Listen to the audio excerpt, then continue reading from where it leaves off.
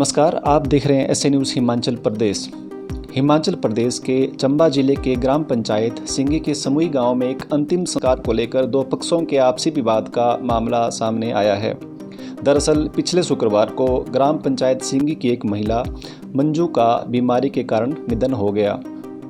जब मृतक मंजू के पति श्री विवेक व उनके घर वालों ने जब मंजू का अंतिम संस्कार करने की तैयारी की, तब मंजू के मायके वाले और वहां से आए कुछ लोगों ने उनके ऊपर हिंदू रीति रिवाज से हटकर अपनी मर्जी से गलत विधि से अंतिम संस्कार करने का आरोप लगाया, जिसके चलते दोनों पक्षों में अंतिम संस्कार की विधि को लेकर विवाद छिड़ गया। मृतक मंजू के मायके वालों की तरफ से आए लोगों का मृतक के पति व उनके परिवार के ऊपर क्या आरोप है, देखिए उनकी यह वीडियो। मैं चतर सिंह सूर्यवंशी, गांव पंजो, डाकघर पंजो से, और मेरी भतीजी मंजू जो कि गांव समोई दड़ोगा डाकघर सिंगी में जिसकी शादी की थी आज से 14 वर्ष पूर्व, और उस बेटी का अच्छा परिवार ठीक चल रहा था, लेकिन पिछले 5-7 सालों से वहाँ पर अनिल कुमार और दूसरे बेटे का नाम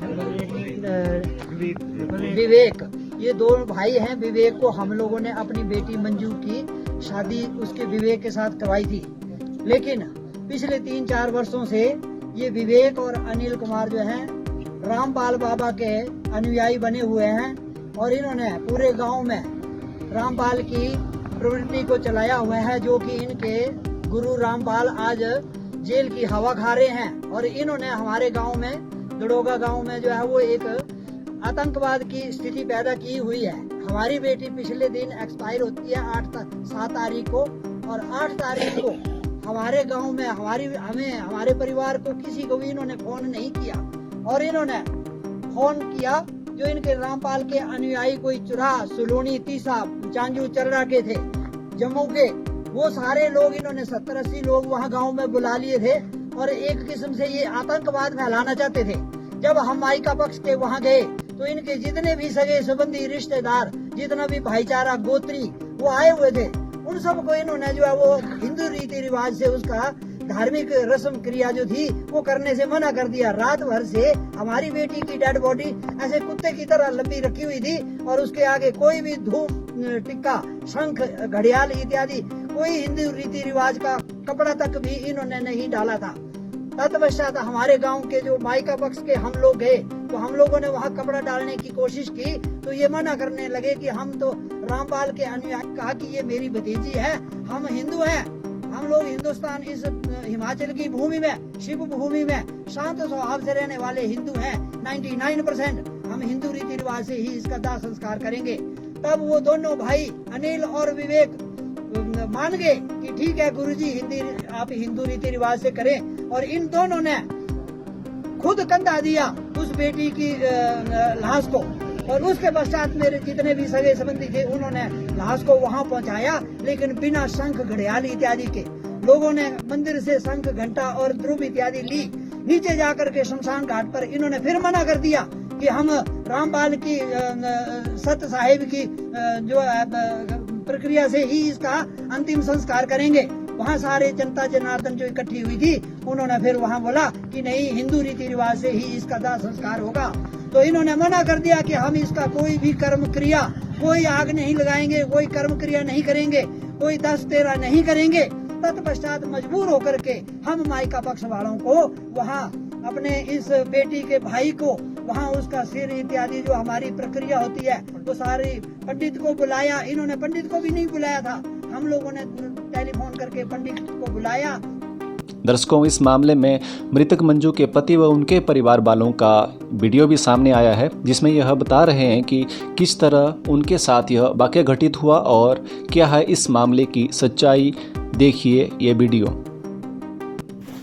नमस्कार, मेरा नाम विवेक कुमार, मैं जिला चंबा, हिमाचल प्रदेश, गांव समोई का रहने वाला हूं। जी, आप क्या बताना चाहते हैं? जी, मेरी धर्मपत्नी जो काफी दिनों से बीमार थी, टांडा हॉस्पिटल में उसका इलाज चल रहा था, और जब अचानक उसकी मृत्यु हो गई, और जब हम उसका शव लेके घर पे आ गए तो घर में कुछ असामाजिक तत्वों ने हमारे खिलाफ गांव वालों को, रिश्तेदारों को भड़काया सबको, और हमें अपने धर्मपत्नी के सबका अंतिम संस्कार नहीं करने दिया और सबको अपने कब्जे में ले लिया और हमें उसके संस्कार करने से वंचित रखा। अच्छा, ऐसा आपके साथ क्यों किया गया और वो कौन से लोग थे, उनके नाम बताएं जरा। क्योंकि हम अपने गुरुजी संत रामपाल जी महाराज जी के शिष्य हैं, उनके आदेश अनुसार अपनी धर्मपत्नी का संस्कार करना चाहते थे, पर ये जो कुछ लोग हैं जो चतर सिंह शास्त्री हैं, उन्होंने सब लोगों को भड़काया और हमारे खिलाफ बहुत दबाव बनाया, हमें मारने पीटने की धमकी भी दी। बोला हम उसको कुछ ऐसा नहीं करने देंगे, अब करना आप हमें हिंदू विरोधी बताकर लोगों को भड़का दिया। अच्छा, जैसे आपने बताया कि हिंदू विरोधी, तो एक सोशल मीडिया में उन्होंने जो है एक पोस्ट भी वायरल की है जिसमें आपको हिंदू विरोधी बताया हुआ है, जो भी आप कार्य करते हैं वो हिंदू विरोधी। तो इस पर आप अपने तर्क बताएं कि आप सच में हिंदू विरोधी का कार्य करते हैं। हम बिल्कुल हिंदू विरोधी का कार्य नहीं करते हैं। हम अपने गीता और वेद के आधार पे जो हमारे गुरुजी बताते हैं उसी के हिसाब से हम अपनी पत्नी का अंतिम संस्कार करना चाहते थे, पर कर्म क्रिया करना चाहते थे, पर इन लोगों चतर सिंह शास्त्री ने इतना लोगों को भड़का दिया, इतना दबाव बना दिया कि को तैयार हो गए। हमारा बिजली पानी सब बंद करने की धमकी दी, हमें मारने की, रास्ते बंद करने की धमकी दी और सबको अपने कब्जे में ले लिया। हमें लकड़ी भी नहीं डालने दी, जो हमारी जो धार्मिक स्वतंत्रता का हनन किया गया। जैसे आपने बताया कि जो है लोगों ने आपके ऊपर काफी दबाव डाला, एक जैसे आप बता रहे हैं कि चतर सिंह नाम के शास्त्री है, उन्होंने सारा कुछ ये जो भी घटनाक्रम रहा उनके सारा उनका हाथ बता रहे हैं। तो क्या किसी लोगों का आपको सहयोग नहीं मिला?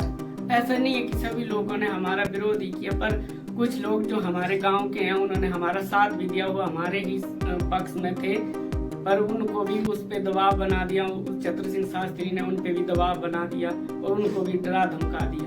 अच्छा, जैसे आपने बताया कि आपको अंतिम संस्कार में शामिल नहीं होने दिया, क्या आप शमशान घाट तक शव लेके गए थे या क्या कहानी रही, आप जरा पूरा विस्तार हम अपने खुद सब कुछ कर रहे थे, गुरुजी के आदेश अनुसार सब कुछ कर रहे थे। लकड़ी हमने सब इकट्ठी करके शमशान तक पहुंचाई, सबको हमने शमशान तक पहुंचाया, पर शमशान घाट में पहुंचते ही उन्होंने अपने कब्जे में ले लिया और हमें हाथ भी नहीं लगाने दिया, लकड़ी भी नहीं डालने दी। धार्मिक स्वतंत्रता का हनन किया गया हमारे पूरे परिवार के साथ। कुछ लोग दारू पी के आए थे, उन्होंने हमें मारने पीटने के लिए धमकी दी। ये जरा भावुक हो रहे हैं तो उनसे पूछते हैं। जी, आप उनके कौन लगते थे? मैं जी उनका जेठ हूँ जी। अच्छा जी, जरा आप बताना चाहेंगे कुछ? हाँ जी सर, हमारे परिवार को पूरे खतरा हो गया है जी।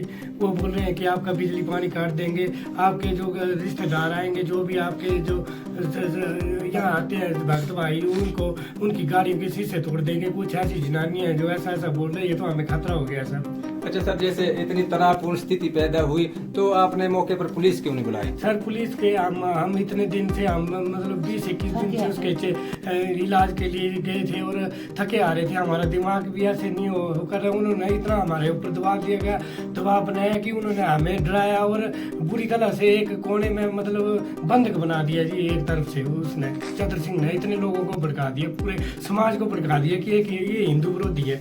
ये चतर सिंह से मैं ये पूछना चाहता हूँ ना सर कि हम हिंदू विरोधी हैं तो है कैसे, ये बताए हमें प्रमाणित। और मैं ये प्रमाणित करूंगा कि हम जो काम कर रहे हैं वो हिंदू के हिसाब से करते हैं जी, जो सनातन धर्म है हमारा उसके हिसाब से करते हैं जी ये। और ये चतर सिंह बताए कि हम हिंदू विरोधी कैसे, मैं इसको पूछना चाहता हूँ जी।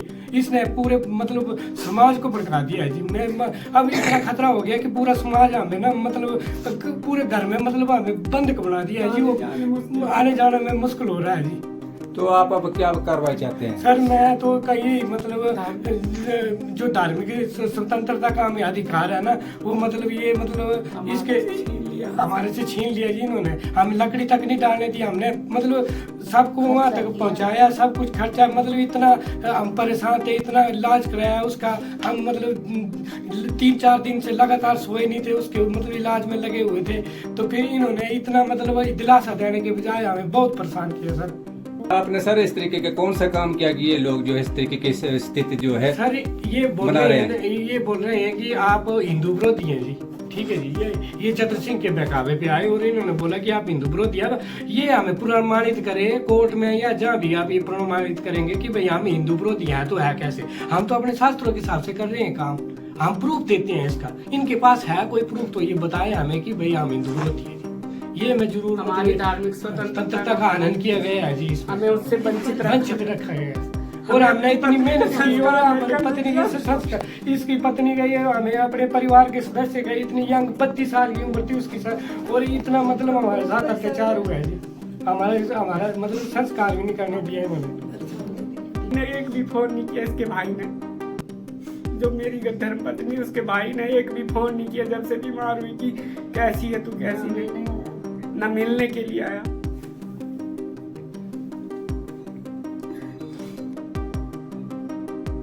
अच्छा जी, अब जैसे इतना जो भी घटनाक्रम रहा है, जो कुछ भी आपके साथ हुआ है, अब आप क्या चाहते हैं आगे?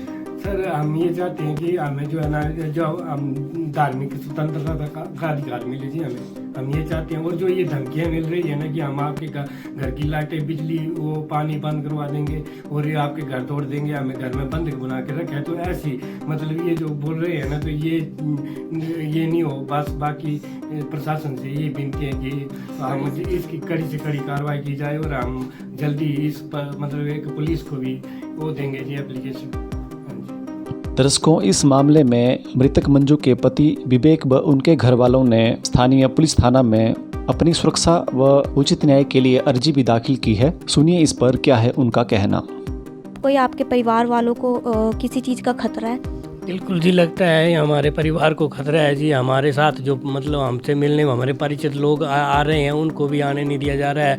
उनकी भी गाड़ी बोलते हैं कि गाड़ी के शीशे तोड़ देंगे, इनके मतलब धमकियां दे रहे हैं। पर एक दो हमारे जो मतलब मिलने भी आए थे उनको भी पत्थर मारे इन्होंने, तो हमें भी खतरा है और हमारे परिवार को भी खतरा है जी। ये हमको बिल्कुल अलग कर रहे हैं जी। सर, आपको क्या लगता है कि ये सिर्फ आपकी मौलिक स्वतंत्रता का मामला है या कोई आपकी कोई निजी दुश्मनी भी हो सकती है इसमें? हाँ जी, ये हमारे धार्मिक स्वतंत्रता का ही मामला लगता है, क्योंकि इनको लगता है कि हमने हिंदू धर्म छोड़ दिया है, हम कबीरपंथी हैं। हमने हिंदू धर्म नहीं छोड़ा है। हम मतलब कबीर जी जिसको पूरा विश्व जानता है, भारत के लोग जितने भी हैं कबीर साहब को जानते हैं, उन्होंने कभी भी हिंदू धर्म का विरोध नहीं किया है, पर उन्होंने पखंडवाद को ख़त्म करने का वो किया है कि जो पखंडवाद है वो ख़त्म करना है जी। ठीक है, हम उनकी शिक्षाओं पे चलते हैं जी। और इनको लगता है कि ये कुछ अलग कर रहे हैं, हम अलग कुछ नहीं कर रहे हैं। जो हमारे वेद शास्त्र जितने भी 18 पुराण जितने उनके अनुसार बताई गई साधना के अनुसार चल रहे हैं जी। उनके बताए हुए मतलब जो उसमें बताया हुआ उसके अनुसार भक्ति कर रहे हैं जी। और इनको लगता है कि ये कोई अलग से है, मतलब जो वेदों में लिखा है हम वही कर रहे हैं जी। हमने कोई हिंदू धर्म नहीं छोड़ा है जी।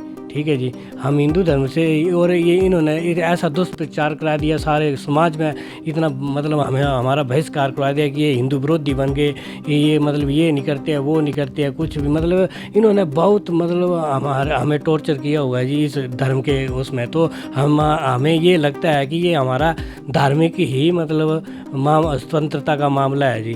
सर, जब आपकी पत्नी बीमार थी तो आपका विरोध करने वाले जो ये लोग हैं, वो क्या आप हॉस्पिटल या आपके घर में जो वो आपकी मदद करने या फिर उनका हालचाल पूछने के लिए आते थे? जी, कोई नहीं आता था। बस हॉस्पिटल में मैं और मेरा परिवार, जो मेरे भाई हैं और मम्मी, हम लोग इतने परेशान होते थे। वहाँ पे कोई पूछने तक नहीं, फ़ोन तक नहीं करते थे कोई भी, और हम ही लोग परेशान होते थे वहाँ पे एडमिट थी जब। तो सर, जो आपकी पत्नी के चाचा जी हैं चतर सिंह जी, कहाँ के चाचा जी? वो तो कभी मैंने उनको अपने घर में आते भी नहीं देखा। इतने दिनों से वो मेरी पत्नी बीमार थी, हॉस्पिटल में एडमिट थी, तब तो उसने कभी फ़ोन भी नहीं किया, ना उसने उसका पता किया कि कौन कैसी है कैसी नहीं है। उसको तो मेरे नाम का भी पता नहीं है कि मेरे दामाद का नाम भी क्या है। सर, आपको जब अंतिम संस्कार करने से रोका गया तो आप उसके बाद क्या आपने कोई पुलिस या प्रशासन से संपर्क किया? हाँ जी, हम गए थे उधर दरडा पुलिस चौकी में, उधर एप्लीकेशन लगाई थी हमने। उन्होंने बोला कि भाई कल 2 बंदों को साथ में लेकर आ जाना, और उधर लगाई थी हमने एप्लीकेशन जी। और अब आपकी जो है वो प्रशासन से क्या मांग है? मांग करते हैं कि हमारे परिवार की सुरक्षा की गारंटी दे, और जो मतलब हमारे परिचित आते हैं हमारे घर में हमसे मिलने, उनकी सुरक्षा की गारंटी दें। और उनको आने दिया जाए। जो हमारे साथ मिलने आते हैं वो आने नहीं दे, और हमारा धार्मिक स्वतंत्रता का हनन हुआ है, जो हमारी धार्मिक स्वतंत्रता है वो उसको सुनिश्चित करें जी। फिलहाल इस पूरे मामले ने गांव में सनसनी फैला दी है। स्थानीय प्रशासन इस विवाद को लेकर क्या कदम उठाता है यह देखना बाकी है। इस घटना ने धार्मिक और सामाजिक ताने बाने पर भी कई सवाल खड़े कर दिए हैं। इस मुद्दे पर आपकी क्या राय है, हमें कमेंट में ज़रूर बताएं। धन्यवाद।